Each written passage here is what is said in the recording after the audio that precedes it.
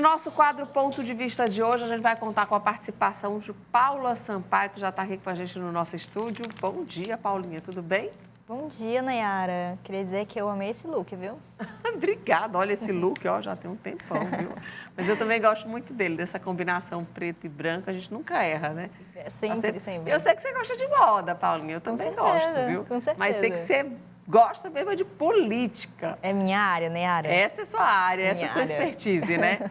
Bom, então falando de política, a gente teve a informação de que o orçamento de 2024 do município de Teresina vai ser menor em relação a 2023 e a Paulinha vai trazer essas informações.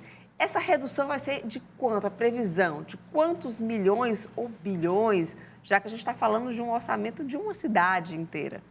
Nayara, 300 milhões a menos em relação ao orçamento do ano passado. O orçamento do ano passado que foi sancionado pelo prefeito foi de pelo menos 4,5 bilhões. Já o orçamento desse ano, a expectativa da Secretaria de Planejamento que prepara esse documento para enviar à Câmara Municipal é que seja de 4,2, ou seja, uma redução expressiva e que aperta o freio na Prefeitura de Teresina em relação à liberação de emendas, gastos. O secretário de Finanças, Admilson Brasil, vem fazendo diversos alertas sobre esses cuidados que o Poder Municipal está tendo que ter, né, Yara? E sobre investimentos, já que vai haver essa redução, como que vão ficar obras, por exemplo, investimentos, esse custeio da máquina pública também? Esse dinheiro vai afetar mais no custeio da máquina pública ou de investimentos?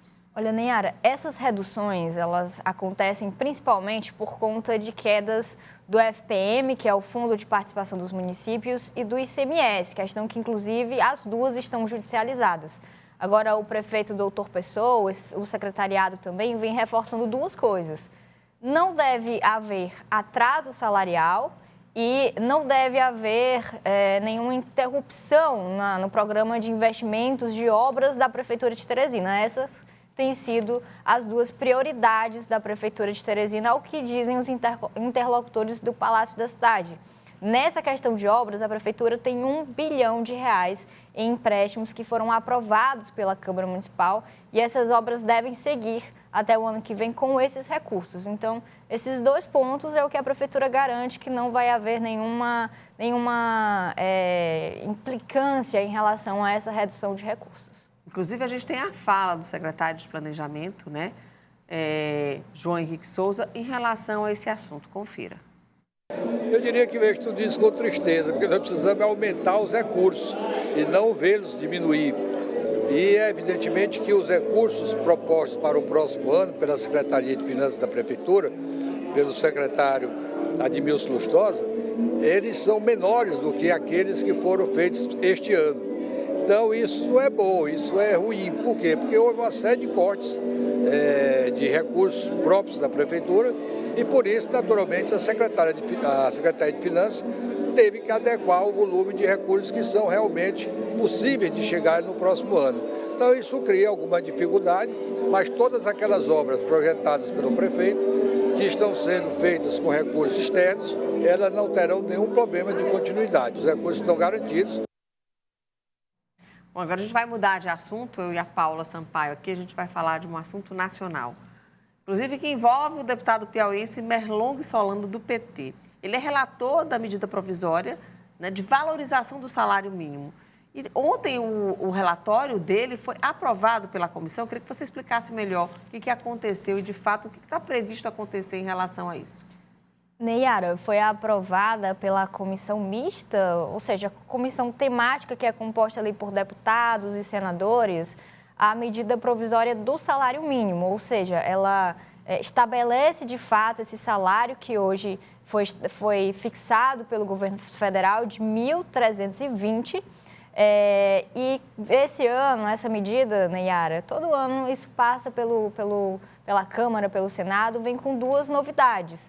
É uma política de valorização anual do salário mínimo, ou seja, a cada ano o governo federal, através de um decreto editado pelo presidente, ele vai poder estabelecer esse reajuste que é aguardado, né, pela população em geral do salário mínimo, sem que precise passar por toda essa tramitação na Câmara, no Senado. Isso depende muito também, sempre é aprovado, mas a velocidade com que acontece sempre depende muito dessa relação entre os poderes. E uma outra novidade também está em relação à questão do imposto de renda. Pelo relatório de Merlong Solano, pessoas que têm rendimentos até 2.600 estarão isentas desse imposto de renda. Agora, essa medida ela passa pelos plenários da Câmara e do Senado para ser sancionada pelo presidente. E a gente tem uma fala de Merlong onde ele explica isso até com mais detalhes, né, Yara? Aprovando o salário mínimo de 1.320, a política de valorização permanente em que ele cresce acima da inflação, a atualização da tabela do imposto de renda, que torna isento de pagamento de imposto de renda quem ganha até R$ 2.640, e a tributação dos paraísos fiscais. No sistema atual, quem investe lá fora paga menos imposto de renda do que quem investe aqui no Brasil. Estamos unificando essas regras e tornando-as mais progressivas, de tal sorte que os muito ricos, que têm muita renda investida no exterior, possam pagar mais tributos para ajudar no desenvolvimento econômico e social do Brasil. Ok, então. Tem alguma última de hoje, Paulinha? O que você tem mais de informação aí? Você sempre guarda alguma informaçãozinha. Você ou Elivaldo? Olha, Neyara, hoje pela manhã vai ser uma manhã tensa na Câmara Municipal, prevista manifestação de alguns servidores, principalmente psicólogos, educadores físicos, tecnólogos em radiologia, porque ontem houve um diálogo entre o prefeito Doutor Pessoa, vereadores e servidores também buscando um acordo para a questão daquele veto que a gente conversou aqui. O veto do reajuste salarial, né? Dessas três categorias que a gente chegou até a falar, acho que foi ontem ou foi antes de ontem? Foi ontem, né, Yara? Esse veto ele está hoje previsto para ser votado lá na Câmara Municipal. Ontem houve uma tentativa de acordo, no entanto, os servidores não chegaram a um consenso com os vereadores, com o próprio Palácio da Cidade, porque eles querem o pagamento desse reajuste já no mês de fevereiro. A Prefeitura se comprometeu a enviar um novo projeto de lei com esse reajuste para que o veto seja mantido de fato, mas os servidores querem uma segurança de que ele seja pago já a partir do mês de fevereiro, que não foi possível. Então, hoje, amanhã vai ser de tensão na Câmara Municipal, expectativa também desses servidores para qual vai ser o posicionamento dos vereadores. Se vão prezar por manter ali a orientação da base do prefeito ou se vão derrubar o veto conforme está sendo a reivindicação desses servidores. Ok, então, Paulinha, muito obrigada pelas suas informações e até amanhã. Até amanhã, Neyara. Rente no batente aqui com você. Rente no batente. Gente, esse rente no batente já pegou mesmo. Então, tá. Até amanhã a gente vai estar aqui rente no batente. Obrigada, até, Neyara. Viu? Tchau, tchau.